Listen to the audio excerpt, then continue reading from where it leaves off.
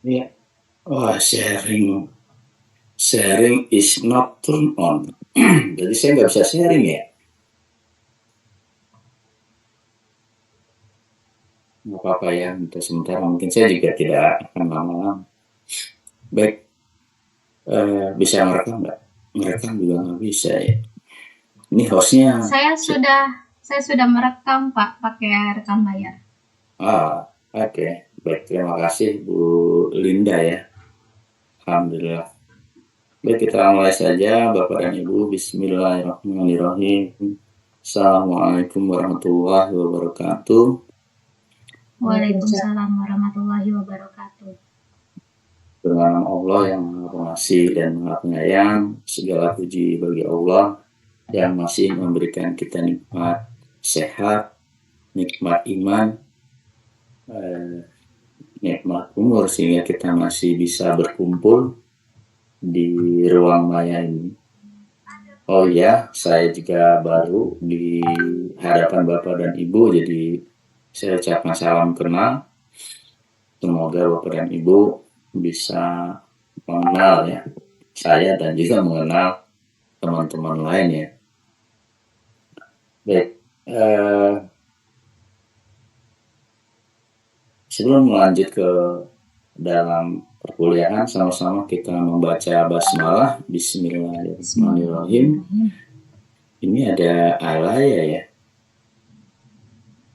Nggak salah lihat saya ya, alaya ya. Ya, alaya betul ya, waktu S1 ya. Iya Pak. Ya, alhamdulillah. Waktu S1 itu tentang apa alaya ya?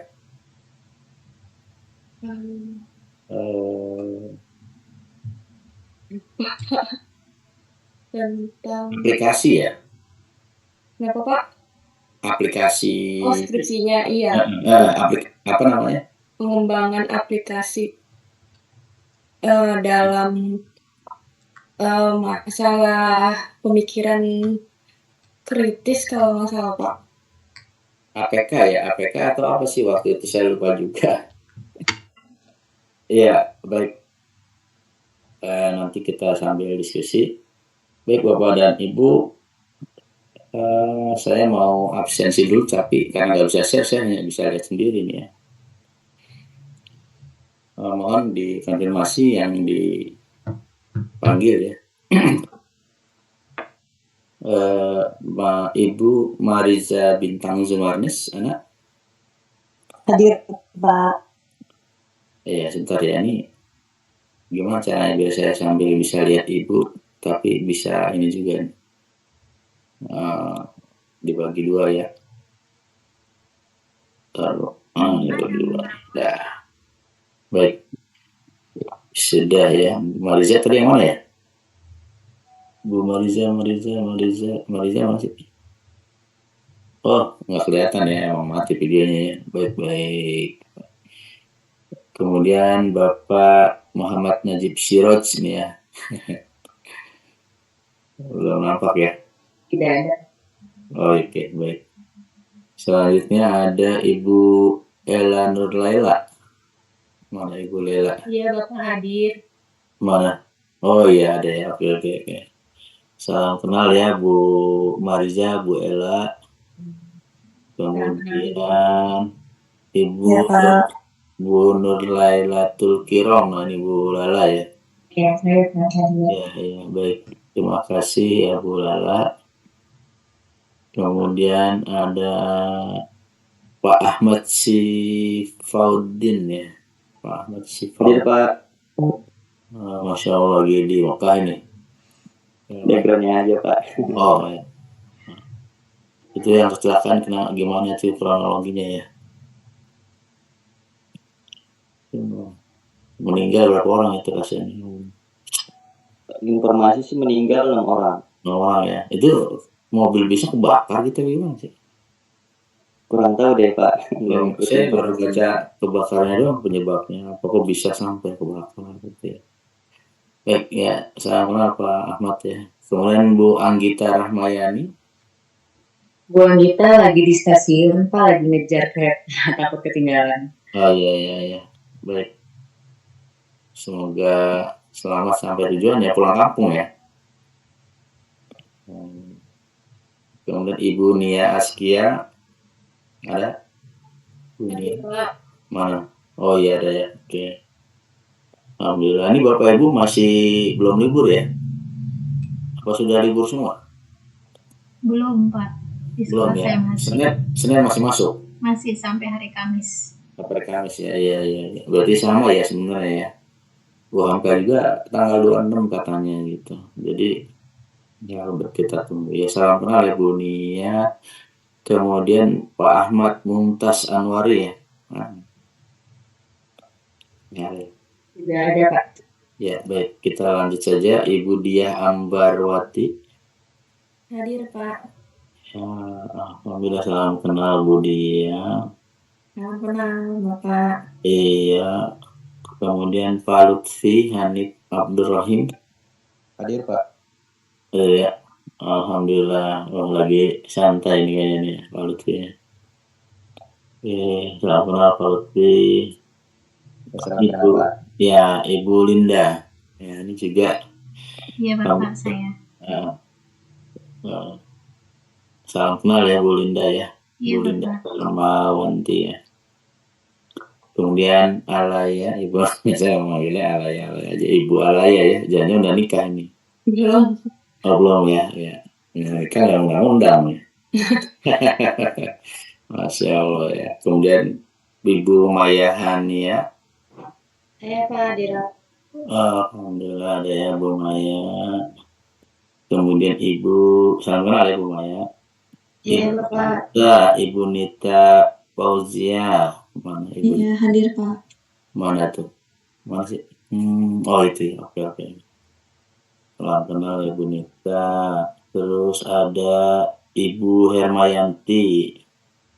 Iya Pak hadir Pak. Ada ya, alhamdulillah salam kenal Bu Yanti ya, manggilnya Bu Emma ya. Oh ada. Iya betul. Jadi tahu langsung ya. Oke. Iya salam kenal. Salam kenal ya Bu Emma. Kemudian Pak Joko, nah ini sama mas saya nih, Pak Joko nih namanya nih. Ya, Pak Joko Dwi Prasetyo.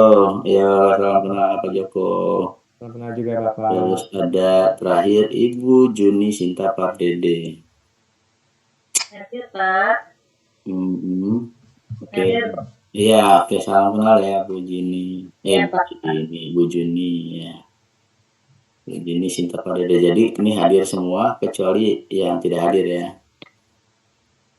Ada 1, 2. Oke, ada 2 ya. Baik. Alhamdulillah, Rabbil Alamin. Salam kenal semua Bapak dan Ibu. Entah saya lupa, entah saya hilang, tolong diingatkan saja kalau memang yang sudah. Tapi saya baru ingat Alaya saja di sini. Mata kuliah ini bernama Inovasi Pembelajaran Matematika ya. Jadi kalau bicara inovasi, tentu kita ingat dengan ya kreativitas ya Bapak dan Ibu. Kreativitas sesuatu yang nggak harus baru tapi up to date lah mungkin ya. Kalau benar-benar baru itu kita jadi inventor ya, penemu. Tapi barangkali dari kelas ini nanti ada inventor muda yang bisa memberikan dinamika baru ya dalam pembelajaran matematika khususnya, sehingga pembelajaran matematika lebih disukai oleh siswa, lebih menyenangkan dan lain-lain. Baik, saya juga membacakan saja ya, karena saya nggak bisa share ya. Jadi ini sebetulnya mata kuliah ini diampu oleh Pak Dr. Ervin ya. Dan saya dikasih RPS-nya itu ini ya tulisannya ya Pak Dr. Ervin ya. Dan sedikit banyak saya baca di sini deskripsi singkat mata kuliahnya adalah mata kuliah ini membimbing mahasiswa menciptakan inovasi pembelajaran untuk konsep-konsep matematika yang dapat diterapkan oleh guru dan dosen dalam mengajar matematika. Pembelajaran dimulai dari mereview beberapa artikel dari jurnal internasional bereputasi Scopus guna mendapatkan ide inovasi pembelajaran matematika, dilanjutkan dengan berinovasi untuk menghasilkan desain pembelajaran matematika yang menarik untuk diterapkan para guru dan dosen. Ya, itu deskripsi yang ada di RPS ya. Nah, mungkin saya akan modifikasi sedikit, tapi untuk sementara belum ya. Itu deskripsi singkatnya. Nah, untuk materinya sendiri ini ada 5 ya. Materi yang meliputi 1, tata cara mengakses jurnal internasional bereputasi Scopus, terus menelaah ide-ide penelitian pada artikel yang terdapat pada jurnal tersebut ya. Yang ketiga, menulis hasil review artikel pada jurnal internasional yang bereputasi. Ini maksudnya mungkin menulis hasil review artikel dari jurnal-jurnal internasional bereputasi ya, bukan Bapak Ibu menulis hasil review dan dipublish, kayaknya bukan begitu ya. Kemudian keempat, menemukan ide inovasi dari artikel yang dibaca. Dan yang kelima, merancang inovasi pembelajaran untuk topik-topik pilihan. Ya, itu deskripsi singkat dan materinya ya. Udah kebayang lah ya kira-kira apa. Tapi kembali lagi tadi, kalau kita bicara dari kata inovasinya aja, adalah sesuatu yang baru ya. Bisa juga pengembangan, modifikasi, kemudian menciptakan mengembangkan aplikasi dan lain-lain, yang tujuannya intinya adalah meningkatkan hasil pembelajaran matematika atau meningkatkan kualitas pembelajaran matematika. Oke. Kita coba buka diskusi ya. Ingin tahu dan ingin menyelami pemikiran dari Bapak dan Ibu, sejauh mana Bapak dan Ibu memaknai ya pembelajaran matematika saat ini saja ya, bicaranya saat ini. Jadi kalau kita ingin melakukan inovasi, tentu harus ada alasan untuk kita melakukan inovasi tersebut. Saya mau mulai dari Ibu Linda mungkin ya, di sebelah ini urutan di Zoom saya ya. Bu Linda, Bu Lala, Bu Dita, dan seterusnya. Ya, silakan Bu Linda, bagaimana Ibu menyatakan atau untuk memandang ya pembelajaran matematika saat ini ya? kita butuh inovasi dalam pembelajaran matematika karena biasanya anak-anak itu kalau matematika itu dibilangnya susah, sulit. Kemudian untuk meningkatkan kreativitas anak, keaktifan anak dalam kelas gitu Pak. Jadi biasanya saya membuat beberapa media baik berupa modul ajar atau misalnya saya buat game seperti itu Pak. Dan gamenya itu yang interaktif yang bisa dimainkan oleh peserta didik. Bisa lewat handphone gawainya atau bisa kalau misalnya di sekolah ada Chromebook biasanya pakai Chromebook seperti itu Bapak. Ya, bisa lebih spesifik gamenya seperti apa misalkan? Saya Kayaknya nggak biasanya bisa share ya. Ini Iya. saya sih nggak bisa share ya, bingung juga ya. Jadi cuma ngobrol aja. saya biasanya pakai ini Pak, pakai Articulate Storyline 3. Apa? Jadi Apa? Articulate Storyline 3. Jadi saya buat macam apa ya? Kayak multimedia pembelajaran interaktif gitu Pak. Jadi di situ ada materi, kemudian ada contoh-contoh soal, terus ada latihannya dan ada gamenya gitu. Jadi bisa dimainkan di dalam kelas maupun di luar kelas. Jadi ketika misalnya saya nggak bisa mengajar hari ini, saya bisa kasih link aja mereka biar belajar mandiri pakai link tersebut. Atau misalnya saya pakai LKPD-nya bentuk elektronik, pakai live worksheet gitu Pak. Biasanya saya pakai itu.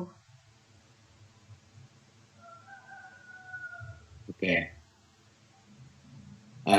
Pengen banyak mendalam ya, tapi saya mau kasih kesempatan yang lain dulu ya, tadi ada selanjutnya. Terima kasih ya Bu Linda. Iya, Selanjutnya ada Bu Lala. Baik Bapak, terima kasih atas Ya, kesempatan. ya. Kalau menurut saya pembelajaran matematika saat ini itu benar kata Bu Linda tadi, harus lebih interaktif gitu, dan selain itu di sisi lain juga harus bisa mendukung sisi psikologi siswanya juga.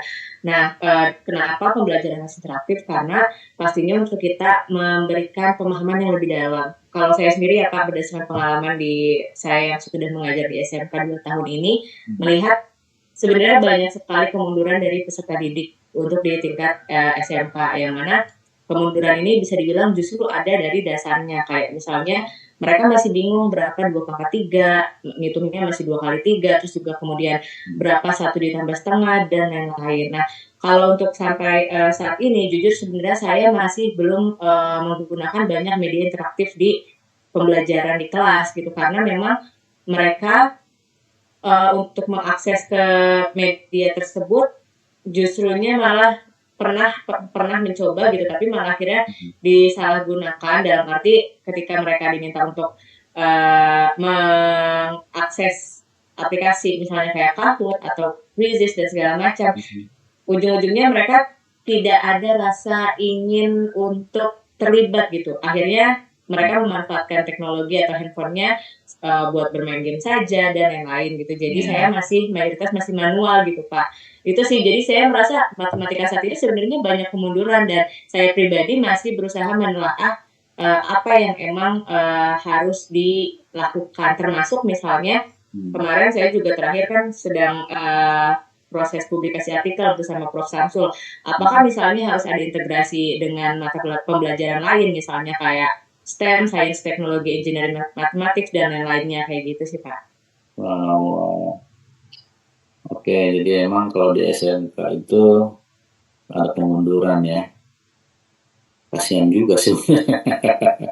Ini jadi kemunduran ya. Oke, nanti kita bahas lebih lanjut ya. Saya mau kasih kesempatan Ibu Nita dulu. Ibu Nita Fauzia. Silakan Bu Nita. Siapa Joko? Sebelumnya memang saya banyak kesamaan dengan Bu Linda dan juga Bu Lala ya Pak. Mungkin saya hanya menambahkan aja sedikit. Jadi emang menurut pengalaman saya mengajar selama kurang lebih 9 bulan, kebetulan juga baru lulus kuliah lagi. Jadi saya juga belum nemu flow yang cocok untuk belajar di anak-anak saya sendiri gitu. tingkat yang saya ajar ini di SMP daerah Pademangan, Jakarta Utara. SMP. Jadi ya karakteristik anak-anaknya juga bisa dibilang luar biasa. Jadi pihak sekolah pun nggak ngasih peraturan bisa membawa handphone atau elektronik lain ke sekolah. Gitu, emang karena karakteristik yang sangat luar biasa tersebut. Karena pernah mereka disuruh bawa ke sekolah HP dan lain-lain sebagainya malah untuk game. Terus yang kedua, mereka malah yang ada melakukan tindakan tidak sopan ke gurunya. Jadi bikin stiker, dijadiin bahan lelucon gitu, terus di-upload ke sosial media gitu. Makanya pihak sekolah juga belum bisa secara gamblang untuk ngasih opsi penggunaan elektronik di sekolah gitu. Jadi sampai saat ini juga kembali lagi saya jadi mundur lagi ngajarnya secara manual gitu. Terus ngajarinnya juga nggak bisa yang terlalu cepat karena emang anak-anaknya mungkin menurut saya belum ada motivasi untuk belajar, nggak ada kemauan untuk belajar gitu Pak.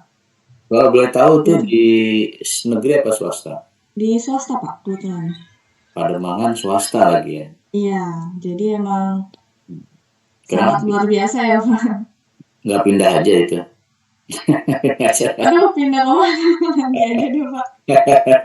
Iya baik. Makasih. Masya Allah ya Bu Nita, sabar ya Bu Nita. Iya Pak. Aman. Ya betul ya, sabar ya, hanya bersyukur dan bersabar saja. Baik, terima kasih. Saya lanjut dengan Pak Joko ya nih. Selanjutnya ada Pak Joko Dwi Prasetya, silakan Pak Joko. Baik Bapak, terima kasih. Berdasarkan pengalaman ya Pak ya, yang saya lihat, pertama kemampuan dasar dari matematika anak-anak itu kayaknya nggak kuat gitu Pak. Gitu, apalagi saya belajar mengajar di SMA gitu ya. Dan dasar-dasar konsep dasar saja anak-anak SMA itu banyak yang belum bisa, terutama seperti kayak penjumlahan pecahan seperti itu. Terus kemudian bahkan juga ada perkalian juga masih agak lama mereka karena terbiasa dengan menggunakan kalkulator seperti itu Pak gitu. Nah memang kalau di SMA materinya kan memang semakin ke atas semakin abstrak ya Pak ya gitu ya. Jadi memang kalau saya di sekolah itu bagaimana caranya supaya mereka belajar secara aplikatif gitu ya. Mungkin memang tidak semuanya bisa untuk materi kita bisa aplikatif secara langsung gitu ya, tapi setidaknya saya mencoba seperti kita belajar trigonometri gitu. Sebenarnya penggunaan trigonometri itu untuk apa sih gitu. Nah, saya melakukan mereka membuat yang namanya alat trigonometer dan kita langsung mencoba ya mungkin menghitung tinggi dari gedung sekolah ataupun menghitung tinggi tiang bendera gitu, dan tentunya itu membuat anak-anak jadi terlihat aktif gitu, senang gitu ya, walaupun sebenarnya memang untuk pembelajaran secara konsep memang tidak sepenuhnya ya Pak ya mereka paham gitu ya, tapi dengan adanya pengalaman yang mereka lakukan itu setidaknya bisa menjadi motivasi mereka untuk belajar seperti itu. Dan memang sama seperti dengan yang lainnya, cenderung memang kadang-kadang mereka itu lebih senang guru itu langsung menjelaskan gitu Pak, gitu. Rata-rata ya seperti itu. Walaupun kita bisa menggunakan media interaktif, tapi ujung-ujungnya anak-anak minta penjelasan secara langsung dari kita gitu. Bahkan kadang mereka juga meminta, "Pak kita ditulis aja Pak," gitu Pak, nggak usah pakai PowerPoint seperti itu. Ya, itu sih sebenarnya yang sering saya temukan Pak. Baik, ya terima kasih Pak Joko ya. Saya pengen sebetulnya ambil salah satu topik, tapi saya ingin dengar dulu semua dari teman-teman ya. Oke, baik, terima kasih. Saya minta selanjutnya ada Bu Emma ya, silakan Bu Emma. Baik Pak Joko, terima kasih. Mungkin karena saya juga mengajar di tingkat SMA, kebetulan saya belajar kelas 11 dan kelas 12, hampir masalahnya sama ya Pak ya, apalagi kondisi ngajar setelah pandemi dengan sebelum pandemi itu cukup berbeda gitu. Karena kalau sebelum pandemi itu anaknya lumayan persevere, tangguh gitu kan untuk diberikan tantangan apapun. Sedangkan kondisi setelah pandemi itu lumayan berubah, terutama kalau untuk matematik itu mereka bermasalah di basic algebra. Kayak misalnya faktorisasi, terus kayak misalnya penyelesaian X linear equation itu mereka aja bermasalah untuk hal tersebut gitu. Jadi mungkin saya juga masih berpikir ini gimana ya cara mengajar anak supaya anak itu lebih bisa interaktif. Jadi akhirnya berpikir ke student lab gitu, gimana bukan teacher center lagi tapi student center gitu Pak. Jadi dari mulai kita pakai sistem backward design, nanti kita awalan kita kasih mereka sebuah ilustrasi kondisi, misalnya kalau kita ngomongin elimination gitu ya, itu saya di kelas 11 juga masih mengajarkan cross eliminasi. Itu di awal nerangin awal, ternyata mereka selesai lupa. Miss gimana kalau misalnya kalau 2A plus B, tapi yang satu lagi A plus 3B misalnya, ini gimana eliminasinya? Nah, ternyata mereka konsep itu nggak dapet. Akhirnya kita mundur lagi dengan menggunakan backward design. Kita kasih activity itu dengan cara misalnya kita punya storyline gitu, misalnya kita beli sesuatu, beli pensil tambah 2 buku ada segini, nanti mereka dikasih observasi, mereka cuma awal dikasih tabel-tabel untuk misalnya mengira-ngira nilai A sama B berapakah yang hasilnya sekian gitu. Tapi itu butuh proses lama gitu, nggak sebentar. Jadi untuk membuat inovasi matematika supaya deep understanding itu dibutuhkan bukan emang teacher center tapi student center. Setelah mereka aktifkan activity, teacher guru itu hanya kayak membuat sebuah bridging questions gitu kan, supaya nanti mereka bisa mengerti pemahaman selanjutnya gitu Pak. Itu aja sebenarnya sih, tapi kendalanya adalah mungkin untuk seperti itu prosesnya dibutuhkan waktu yang agak lumayan lama gitu. Tapi memang sistem backward design itu kalau anaknya sudah paham konsep dasarnya, aplikasinya kemana dan nanti gimana prosesnya, itu nanti akan mendukung atau bisa membuat anak itu lebih long lasting atau long term learningnya lebih panjang gitu Pak. Tapi ya itu sih masalah saya di sekolah. Kebetulan memang menghadapi anak-anak yang bagi saya lost generation ketika pandemi itu banyak bermasalah di kondisi basic aljabar gitu Pak. Sehingga ketika mereka naik di kelas 11-12 sekarang, kita sebagai pengajarnya harus mengulang kembali ke basic tersebut gitu. Kayak misalnya faktorisasi, mereka nggak paham gimana faktorisasi gitu kan. Terus kayak simplify trigonometric identity, mereka juga nggak bisa gitu kan, awalnya gimana. Balik gimana cara menyelesaikan konsep dari misalnya basic fraction kayak 1/a plus 1/b equal to bla bla bla gitu Pak. Jadi kayak ya semua harus kembali ke dasar.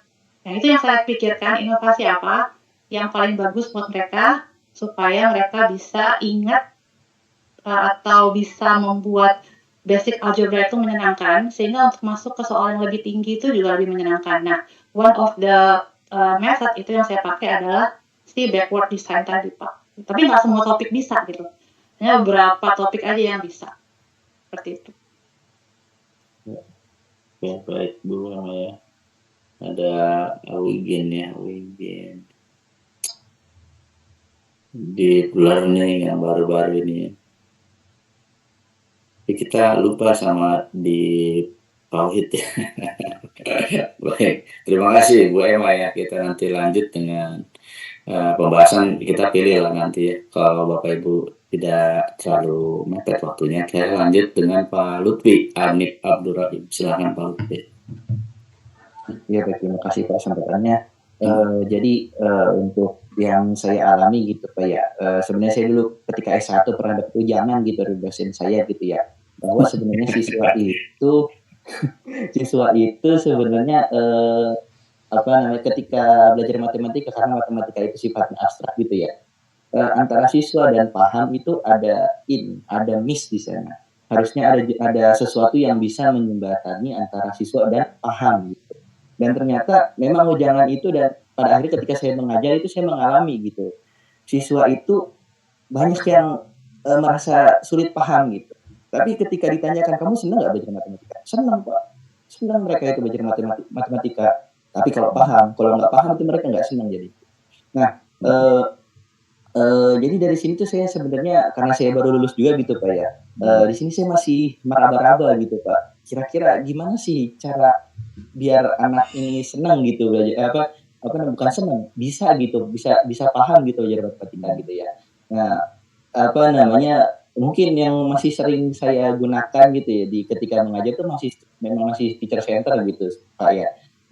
Memang kadang-kadang menggunakan student center juga, menggunakan apa namanya media lainnya seperti saya sering gunakan itu biasanya puisis gitu ya. Cuman kadang-kadang anak-anak ini kadang-kadang pinter banget gitu Pak ya. Kenapa gitu? Karena ketika anak itu disuruh belajar ya anggaplah disuruh ngapain gitu, misalnya coba kalian cari apa maksud ini gitu misalnya. Mereka cari gitu.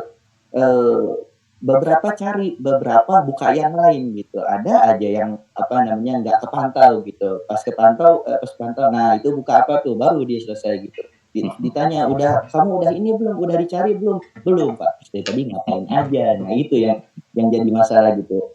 Itu Pak barangkali. Terima kasih. Iya, baik. Oke, ya menarik ya. Tadi kalau boleh tahu di level apa tadi Pak Lutfi? Saya di SMP Pak. SMP ya, berarti mirip dengan Bu Nita tadi ya, SMP juga. Baik. Ya, selanjutnya ada Ibu Nia Askia. Kami persilakan Ibunya. Ya, terima kasih Bapak waktunya. Ya. Kebetulan saya mengajar di daerah pesisir perbatasan utara Jakarta, Pak. Jadi yang dimana latar belakang keluarganya itu sama pendidikan kurang memprioritaskan. Jadi memang pendidikan itu ya ditumpahkan seutuhnya ke sekolah. Jadi di antara murid-murid saya mungkin dalam satu kelas ada yang belum bisa baca. Saya mengajar di level SMP Pak, kebetulan. Nggak bisa baca SMP? Ada yang belum bisa baca. Jangankan perkalian jangan ditanya, sudah pasti perkalian itu jangankan di atas 5 Pak, perkalian di bawah 5 pun mereka masih butuh loading yang lama untuk menjawab. Karena di awal KBM pasti itu yang akan saya tes dulu nih ke anak sebagai tes awal ya. Perkalian kira-kira mereka sejauh mana. Saya tanya misal 6 kali 2 aja tuh mereka lama banget ngitungnya. Udah lama kadang masih ada yang salah juga gitu. Jadi jangankan ke materi yang lain deh, materi dasarnya memang sama kurang lebih sama teman-teman yang lain. Memang kita di dasarnya masih kurang kokoh. Jadi untuk melanjutkan ke materi yang lain kita agak susah payah juga ya Pak ya. Gitu. Jadi ya begitulah kurang lebih kondisi di tempat saya mengajar Pak.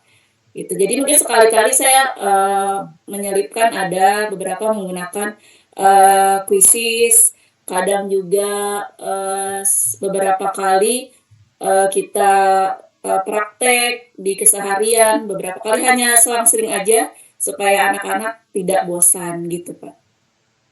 Tapi untuk full teknologi kayaknya belum bisa karena memang sekolah kami juga belum mengizinkan anak membawa HP.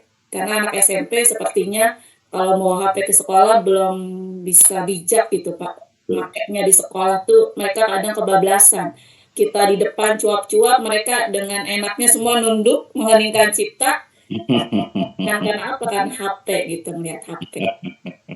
Itu aja Pak dari saya mungkin. Terima kasih. Baik, Bu Nia Askia ya.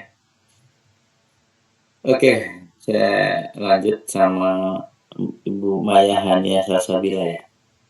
Iya Pak. Akan.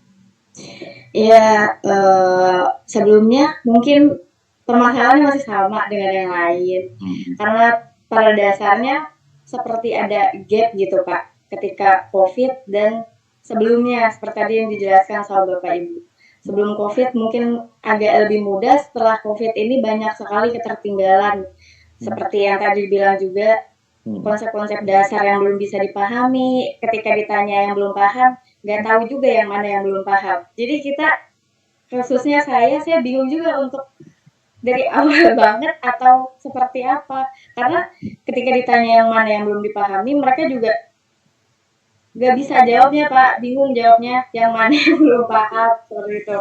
Dan untuk mengatasi itu biasanya karena memang harus ada fondasi yang kuat, biasanya saya tetap menyicil gitu di setiap pertemuan sekiranya apa yang harus jadi fondasi, misal perkaliannya, berarti saya harus saya minta anak untuk semangat untuk biasanya di awal akan dikasih kuis atau games atau apapun itu, dan ketika benar nanti akan dikasih rewards.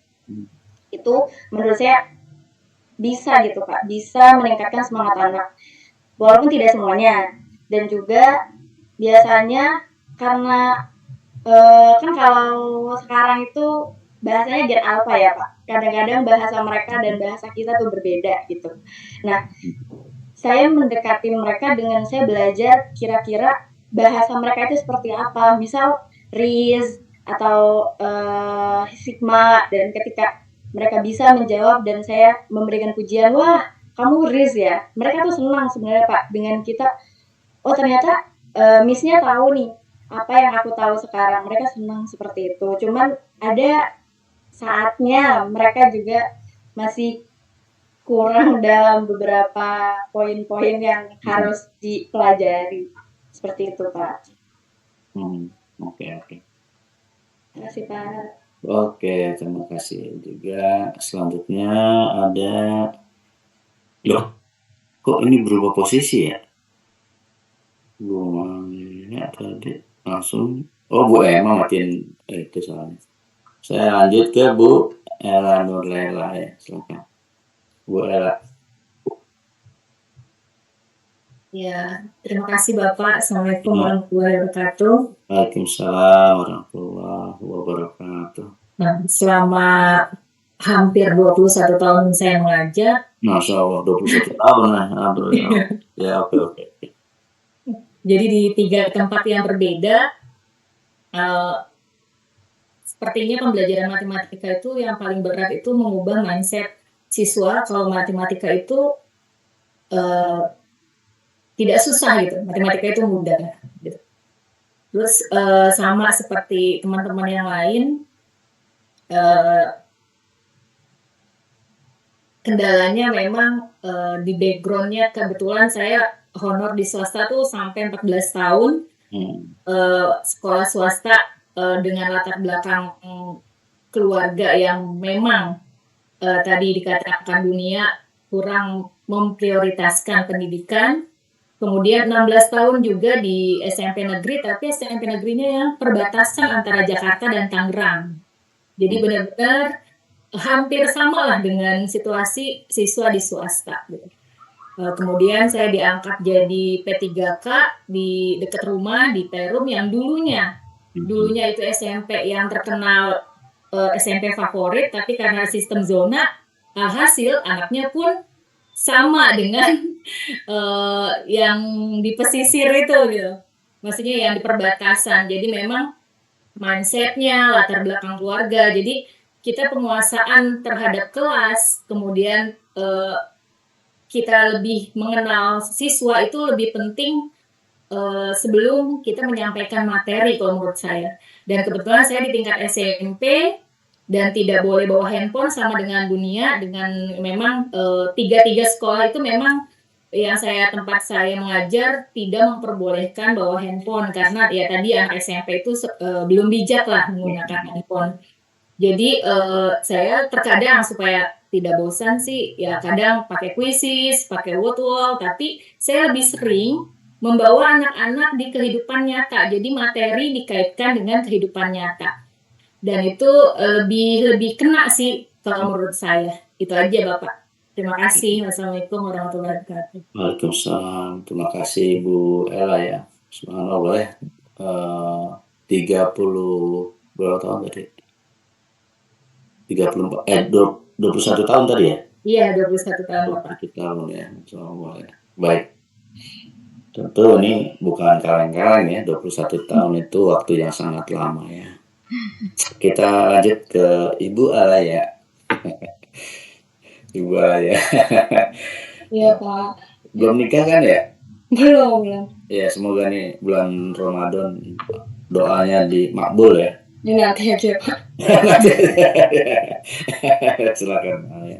Ya Pak, baik, mengenai inovasi pembelajaran matematika saat ini mungkin banyak sekali pembaruan-pembaruan baru dalam pembelajaran matematika, tetapi berdasarkan pengalaman saya mengajar di salah satu SMK di Jakarta, ketika saya menggunakan inovasi yang baru, itu tuh anaknya tuh ada yang tertarik, ada yang tidak gitu. Jadi misalkan ketika saya menggunakan permainan, pernah tuh saya menggunakan permainan ular tangga dalam pembelajaran matematika di kelas. Tapi ada yang sebagian anaknya asik sendiri, ada yang excited. Tergantung kelasnya masing-masing kan. Kalau di SMK itu kan ada yang namanya perkantoran, kemudian pemasaran, ada yang akuntansi, satu lagi di kafe sekarang yang terbaru. Nah, jadi anak-anak yang excited itu adanya di kelas-kelas tertentu, sedangkan di kelas lain-lain itu mereka tuh kurang, kayak seperti, "Ibu apa sih ini Bu? Inovasi permainan apa sih ini Bu?" Nah, jadi mereka tuh asik sendiri gitu. Kadang juga ketika saya ingin menggunakan media seperti kuisis online gitu, mereka tuh seperti karena sekarang lebih ke handphone, jadi tuh saya kurang menggunakan handphone sebagai media pembelajaran karena mereka kebanyakan sering bermain game sendiri tiba-tiba kalau menggunakan handphone di kelas. Jadi di SMK saat ini saya mengajar itu lebih seringnya handphonenya dikumpulin. Jadi dari awal pembelajaran sampai akhir pembelajaran itu tidak menggunakan handphone sama sekali. Jadi saya tuh kalau mengajar di kelas lebih seringnya secara manual aja gitu Pak. Jarang menggunakan inovasi-inovasi yang terbaru. Karena tuh saya sebenarnya mau menggunakan inovasi terbaru itu. Tapi dari anaknya sendiri yang kurang excited, jadi saya kurang semangat gitu jadinya. Kan dari anaknya itu sendiri sih Pak. Mungkin kurang motivasi dari mereka untuk belajar, jadi seperti itu. Ya itu bukan berarti tanpa inovasi. Inovasi itu nggak melulu harus teknologi ya. Iya. Ya, jadi bukan berarti tanpa teknologi terus tanpa inovasi. No, ya kan? Oke, baik. Terima kasih ya. Ini saya sambil lihat-lihat artikelnya ya, ternyata masih ada nih. Iya Pak. Ya Bapak Ibu kalau yang mau lihat saya kirim. Nah itu dia ya. Oke, terima kasih ya. Saya panggilnya Ibu Alaya aja ya, karena emang calon ibu juga kan. Selanjutnya ada Ibu Juni Sinta Pak Dede. Saya persilahkan Ibu Juni. Bapak, terima kasih. Ya. Nah, untuk inovasi pembelajaran menurut saya itu adalah proses pembelajaran mengajar siswa tahap demi tahap untuk mengerti akan materi yang sedang dipelajari. Pengalaman saya waktu pada materi garis dan sudut Pak, itu saya garis dan sudut Pak. Garis dan sudut. Garis dan sudut. Nah, saya mengajar di SMP kelas 8, kelas 8A sampai 8F. Nah, ketika saya menggunakan aplikasi GeoGebra untuk kelas 8A sampai 8F, tapi 8D tidak menggunakan aplikasi GeoGebra. Nah, kenapa tuh? Kok beda? Waktu itu karena kesibukan jadinya ala kadarnya akhirnya ngasih materinya ya blast gitu, manual gitu Pak, istilahnya dengan papan tulis tanpa menggunakan aplikasi GeoGebra. Nah, dengan inovasi itu saya melihat memang ada perbedaan antara anak kelas yang lain yang diberikan aplikasi GeoGebra dengan anak yang tidak menggunakan aplikasi GeoGebra.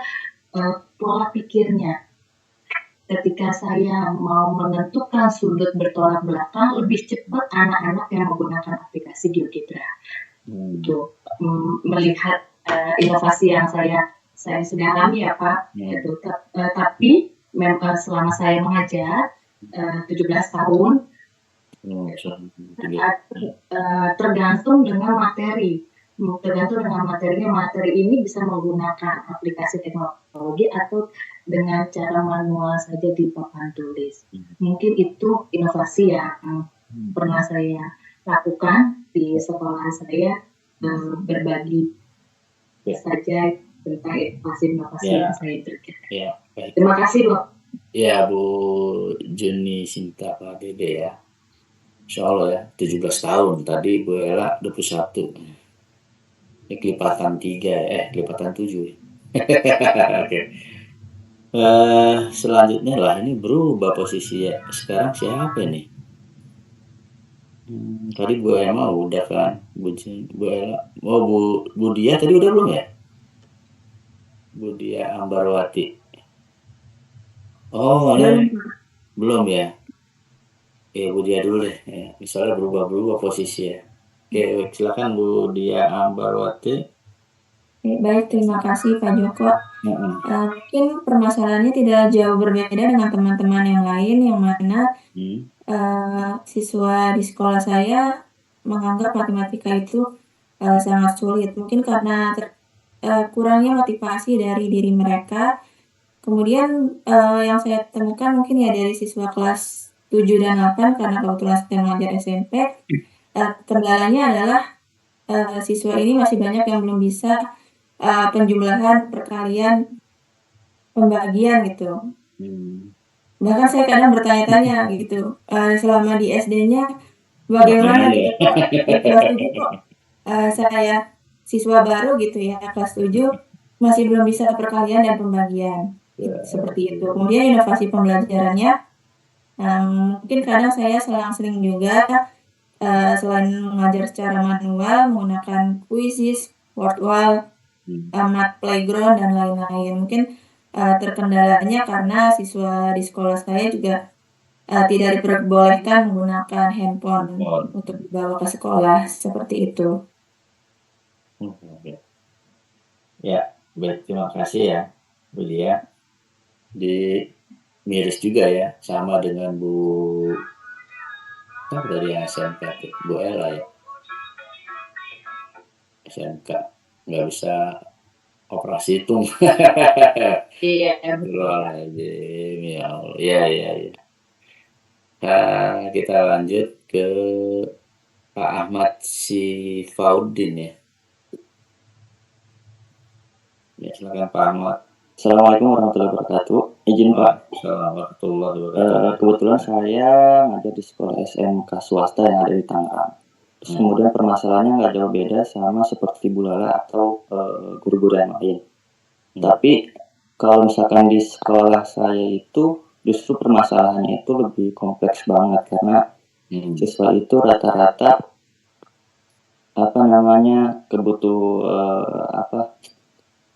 butuh motivasi yang benar-benar hadir dari lingkungan keluarga sama lingkungan sekolah. Karena rata-rata di saya itu kebanyakan ekonominya kurang, terus kemudian pola asuh dari orang tuanya pun sama kurang, dan kebetulan kebanyakan siswa saya itu broken home Pak, jadi benar-benar kompleks banget. Dari situ saya benar-benar nyari tata cara bagaimana mereka itu bisa benar-benar fokus dan semangat buat belajar. Itu untuk belajar aja, bukan untuk belajar matematika. Karena ketika mereka semangat buat ke sekolah pun, itu saya benar-benar udah bersyukur banget. Apalagi semangat buat belajar matematika. Karena tadi permasalahan mereka itu benar-benar kompleks. Bahkan kebanyakan siswa yang ada di sekolah itu, mereka ketika di rumah itu sambil kerja, entah kerja buruh, terus kemudian bantu-bantu jadi di laundry lah, terus kemudian jaga anak orang lah dan sebagainya. Pokoknya benar-benar kompleks. Makanya kalau misalkan ketika di kelas saya jelasin, terus kemudian saya samperin per orang itu, per siswa itu, apakah paham atau enggak. Jadi kalau misalkan belum paham, saya terangin ulang. Terus kemudian kalau misalkan dikasih tugas atau PR dan kuis, dikerjakan, tapi saya memberikan kesempatan kepada mereka kalau misalkan belum paham silahkan nanya di luar kelas. Jadi setiap anak itu boleh nanya hal apapun mengenai matematika di luar kelas. Jadi tujuan saya tuh seperti itu. Jadi biar mereka benar-benar paham dan semangat buat belajar matematika.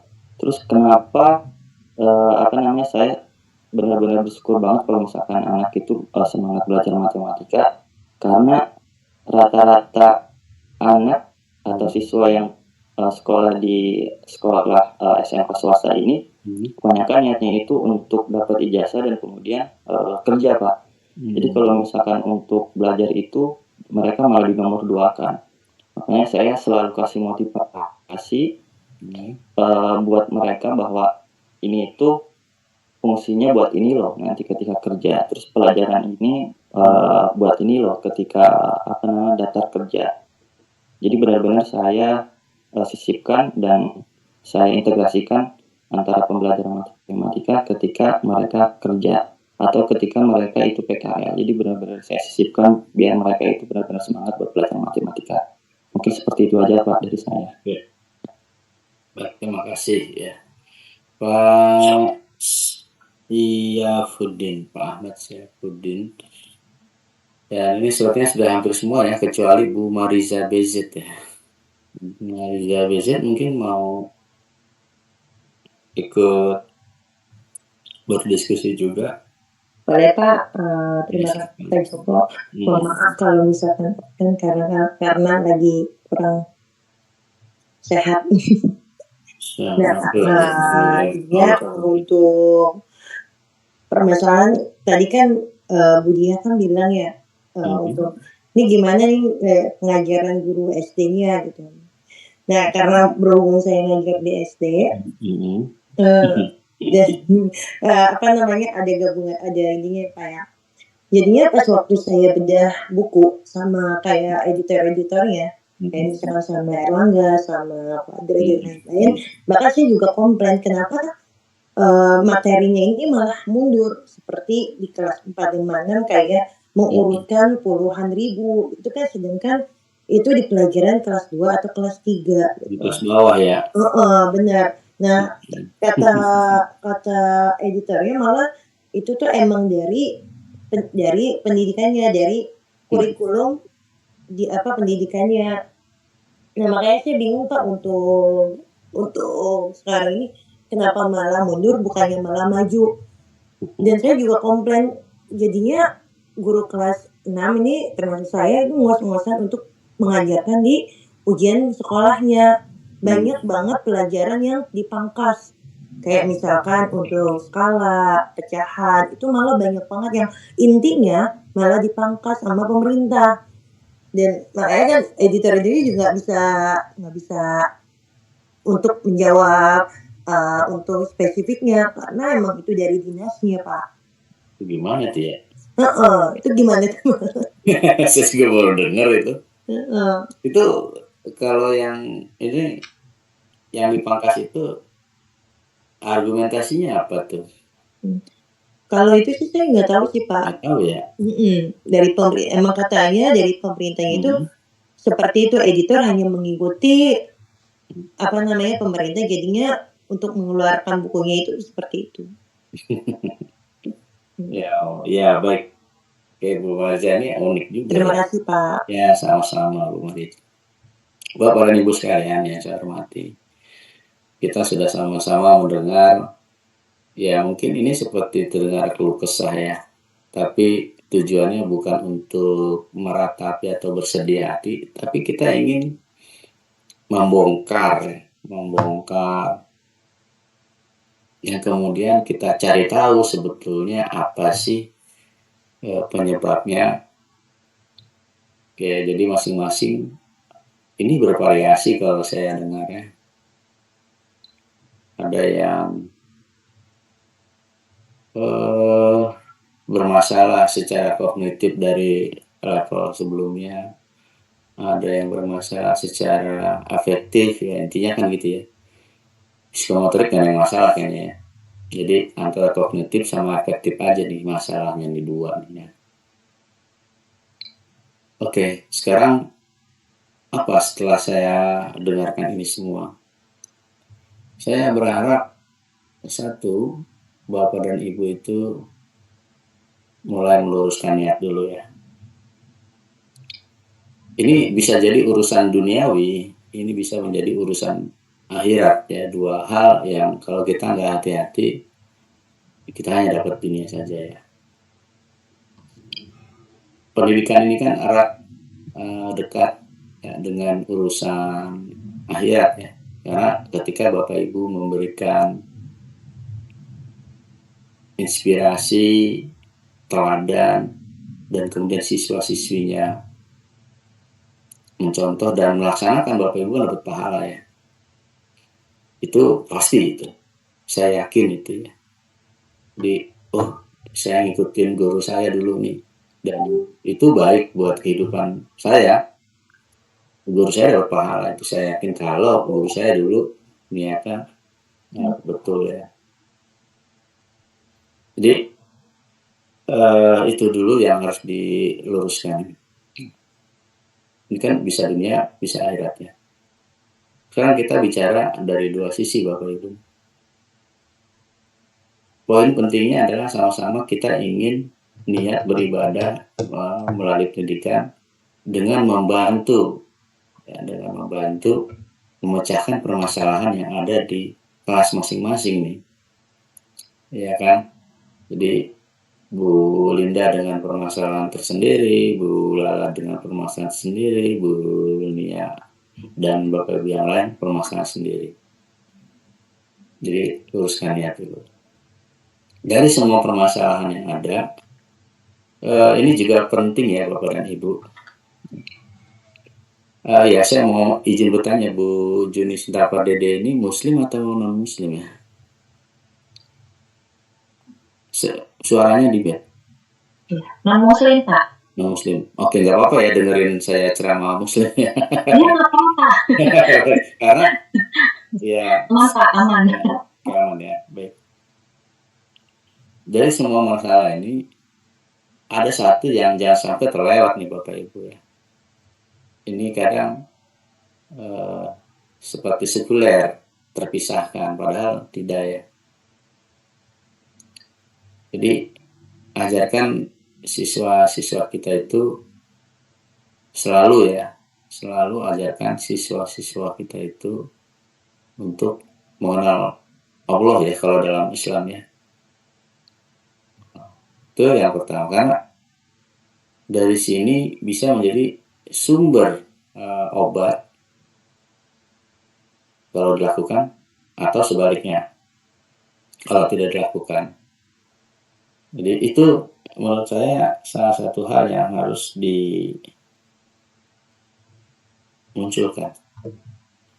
Mengenal kebesaran Allah juga ya. Jadi jangan melulu kita masuk tiba-tiba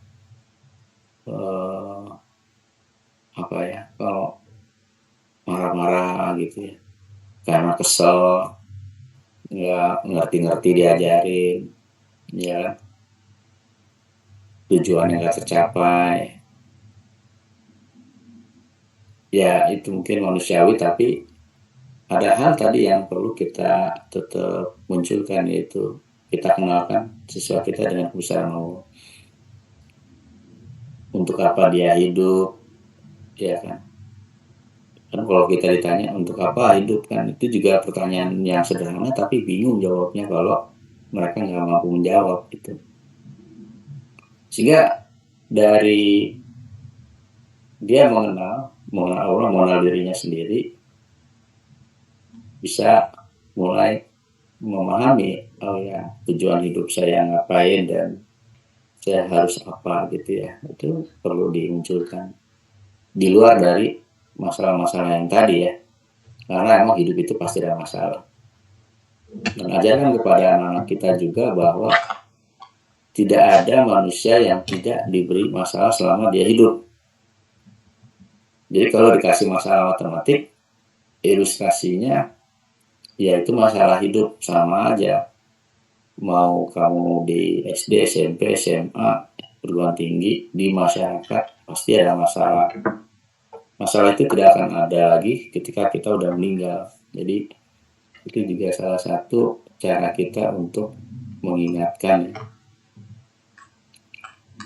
Kemudian muncul tadi masalah-masalah yang ujung-ujungnya adalah kita ingin mencari solusi. Nah, solusi itu bergantung kepada masalah yang mau kita selesaikan. Kalau dari sisi kognitif tadi, ya kalau saya bagi dua aja ya, ada yang kognitif, ada efektif. Karena kalau psikomotorik kayaknya nggak ada masalah tadi ya. Jadi kalau yang kognitif, maka ini perlu banyak baca teori belajar. Misalnya ya di materi tadi trigonometri, ada yang menyinggung trigonometri, ada yang menyinggung garis sudut, ya itu udah materi banget ya. Nah, kita harus memahami karakteristik materi itu. Trigonometri ini tentu abstrak banget ya. Kalau kita bicara sudut aja ya, atau sinus lah gitu ya. Karena saya sering nanya gitu ya, kenapa namanya sinus gitu, kenapa nggak yang lain gitu ya.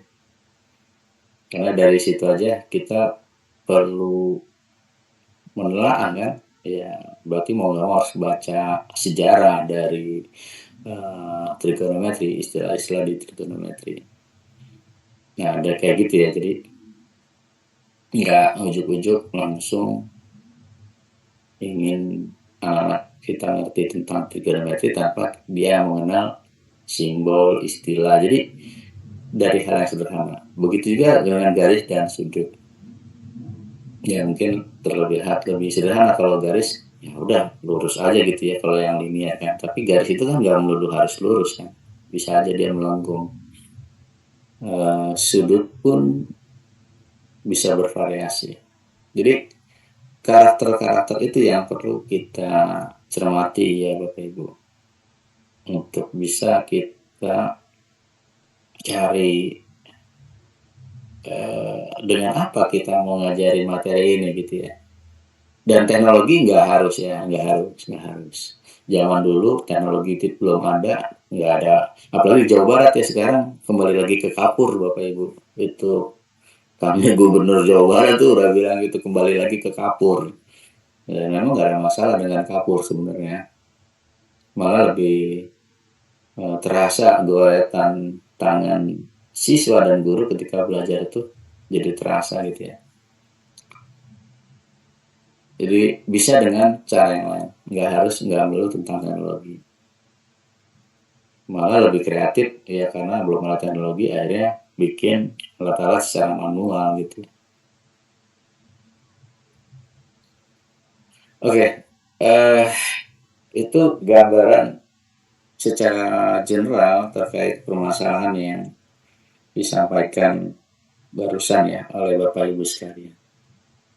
Saya ingin milih satu tema sebetulnya, tapi mengingat waktu udah jam 2:15 ya, ini kita tuh sampai jam berapa sih sebenarnya? Tolong diingatkan Bu Lala. Harusnya kalau Ramadan sampai jam 2 Pak. Ya makanya ini udah lewat 15 menit. Jadi saya nggak mau zolim juga. Saya tetap ikutin aturan, tapi paling tidak apa yang saya sampaikan barusan itu yang perlu di-highlight itu adalah kita perlu mengingatkan siswa-siswi kita lagi, bahkan diri kita sendiri, untuk meluruskan niat ya. Kita tuh ngapain sih sebenarnya di dalam ini gitu ya. Ya nama amal ya kan. Kita harus luruskan ya. Terus kemudian kita mesti ingatkan lagi, mengenalkan lagi kepada Allah ya. Nah ini yang terlupakan di dalam pembelajaran saat ini. Saya kira ya baik muslim non muslim, saya yakin Tuhannya satu kan. Nah, mungkin Tuhannya dua gitu, ntar berantem. Yang ketiga baru kita memahami karakteristik dari materi yang tadi kita sampaikan kalau dari sisi kognitif. Kalau dari sisi afektif, motivasi tadi seperti Pak Syifraudin ya, terkait dengan syukur-syukur dia udah mau belajar, kalau belum belajar matematik baru mau belajar. Ya, itu jadi secara afektif, berarti cari permasalahan apa, bongkar dulu apa yang jadi permasalahan selain tadi yang orang tua segala macam. Ya mungkin tadi bisa jadi mengingatkan, meluruskan niat bahwa sekolah itu ibadah bisa jadi solusi juga kalau dari sisi akhir. Dan sebelum saya closing, ini adalah 17 menit, kita ketemu lagi kan habis lebaran ya Bapak Ibu ya. Nah, habis lebaran ini saya berharap nanti insya Allah ya ada tidak seperti RPS-nya Erpin gitu. Ini kayaknya saya harus modifikasi. Jadi Bapak Ibu membuat satu inovasi yang diimplementasikan dalam bentuk RPS atau apapun namanya itu, kemudian kita uji cobakan. Uji coba apakah inovasi yang saya lakukan ini memberikan pengaruh tertentu ya terhadap peserta didik kita masing-masing. Nah itu harapan saya gitu ya. Itu yang paling sederhana. That's it, sampai selesai itu aja yang harus kita lakukan, karena tanpa kita melakukan ya hanya semua aja gitu ya, tidak nampak gitu. Baik Bapak dan Ibu, terima kasih sekali lagi, mohon maaf jika banyak kekurangan, minal aizin wal faizin, mohon maaf dan batin ya. Nanti ketemu lagi lebaran kan ya, betul ya, tanggal berapa itu, 23 tambah 7 Tanggal 12 Pak. Tanggal 12 Pak, kata Pak Sigit insya Allah offline. 12 April. Ya, insya Allah. Mau nanti diingatkan kalau saya jujur tidak up to date Bapak Ibu, nggak dikirim juga jadi bingung saya ini. Jadi mohon nanti disampaikan. Terima kasih, mohon maaf sekali lagi. Untuk PJ-nya mungkin Bu Lala saya pilih aja ya, supaya karena Bu Lala sudah membangun komunikasi dengan saya. Terima kasih, mohon maaf. Kita ini sama-sama dengan baca hamdalah. Alhamdulillah. Assalamualaikum warahmatullahi wabarakatuh. Waalaikumsalam warahmatullahi wabarakatuh. Terima kasih Pak. Terima kasih Pak. Saya izin ya, mohon izin.